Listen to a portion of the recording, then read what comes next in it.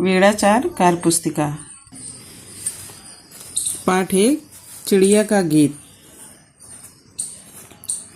चिड़िया को कब समझ में आया कि यह संसार बहुत बड़ा है? सही विकल्प चुनें और नीचे दिए गए रिक्त स्थानों में लिखें। जब उसने घोंसले से बाहर झांककर इधर उधर देखा, जब वह अंडे से बाहर निकली, जब वह घोंसले से बाहर निकलकर आसपास डालियों पर फुदकी, जब वह आसमान में दूर दूर तक पंख पसार कर उड़ी। कब उसे लगा, कब समझ में आया था कि यह संसार बहुत बड़ा है? ये हो गया जब वह आसमान में दूर दूर तक पंख पसार कर उड़ी। इसको हम यहाँ पर फिल कर देंगे।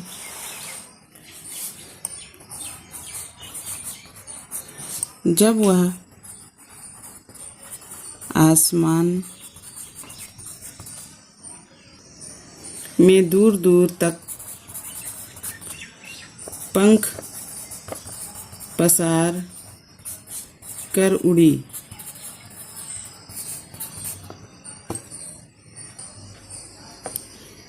दूसरा नंबर है, कविता की अधूरी पंक्तियों को पूरा कीजिए। सबसे पहले मेरे घर का अंडे जैसा था आकार, अंडे जैसा था आकार, तब मैं यही समझती थी, बस इतना सा ही है संसार।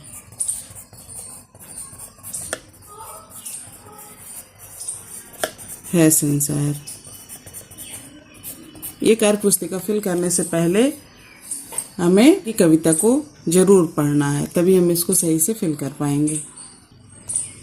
यह है कविता पाठ 1 चिड़िया का गीत। सबसे पहले मेरे घर का अंडे जैसा था आकार, तब मैं यही समझती थी, बस इतना सा ही है संसार। फिर मेरा घर बना घोंसला सूखे तिनकों से तैयार, तब मैं यही समझती थी, बस इतना सा ही है संसार। फिर मैं निकल गई शाखों पर हरी भरी थी जो सुकुमार, तब मैं यही समझती थी, बस इतना सा ही है संसार। आखिर जब मैं आसमान में उड़ी दूर तक पंख पसार, तभी समझ में मेरी आया बहुत बड़ा है यह संसार। इसे किसने लिखा है? निरंकार देव सेवक जी ने। आगे देखते हैं तीसरा नंबर, कविता की पंक्तियों को सही क्रम में लिखिए। उड़ी दूर तक पंख पसार, आखिर जब मैं आसमान में बहुत बड़ा है यह संसार, तभी समझ में मेरी आया। अब इन चारों लाइन में कौन सी पहले है, फिर उसके बाद कौन सी है, फिर उसके बाद, इसको हम जब कविता को पढ़े रहेंगे अच्छी तरीके से तभी समझ पाएंगे। पहली लाइन यह है, आखिर जब मैं आसमान, आखिर जब मैं आसमान में उड़ी दूर तक पंख पसार, उड़ी दूर तक पंख पसार, तभी समझ में मेरी आया।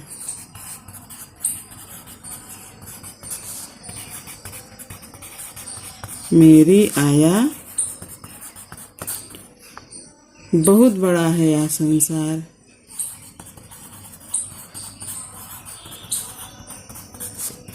बहुत बड़ा है यह संसार।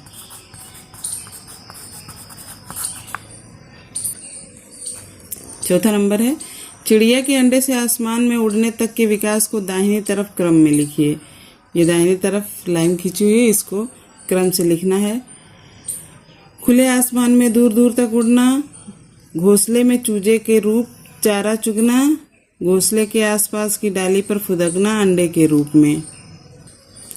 क्रम में लिखेंगे इसे तो पहले में ये रहेगा अंडे के रूप में,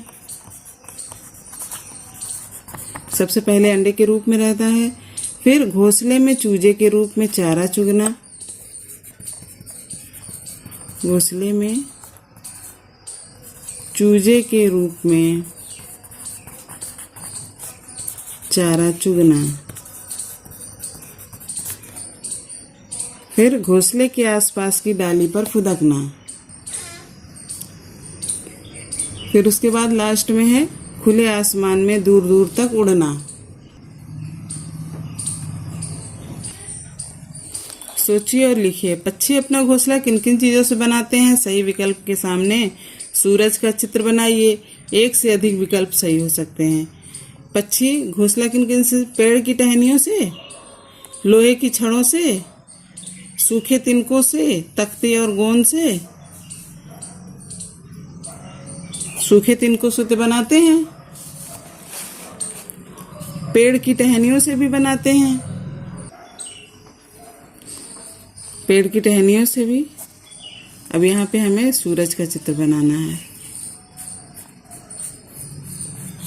ये भी।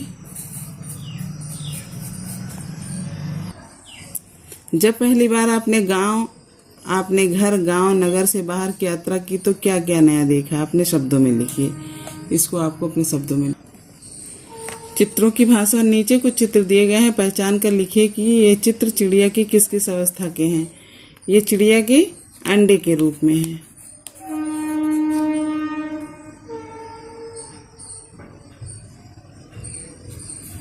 अंडे के रूप में या अंडे की अवस्था में।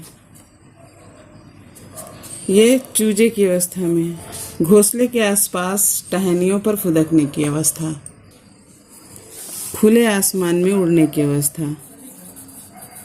खुले आसमान में उड़ने की अवस्था।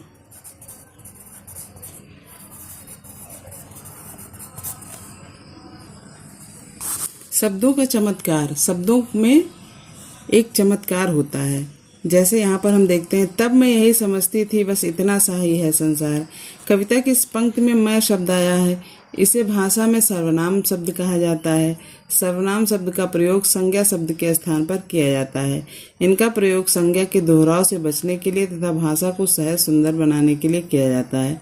जैसे मैं, तुम, वह या वे, ये सभी क्या है? सर्वनाम है। अब आप नीचे दिए गए सर्वनाम शब्दों का प्रयोग करते हुए कुछ वाक्य लिखिए। मैं सुबह शाम पढ़ता हूँ। मेरा विद्यालय घर के पास स्थित है। मेरे शिक्षक अच्छा पढ़ाते हैं। तुम मुझे मेरे स्कूल के नाम से बुलाया करो। तुम्हारा घर कहाँ है? वह बहुत अच्छा लड़का है। उसका गृह कार्य पूरा रहता है।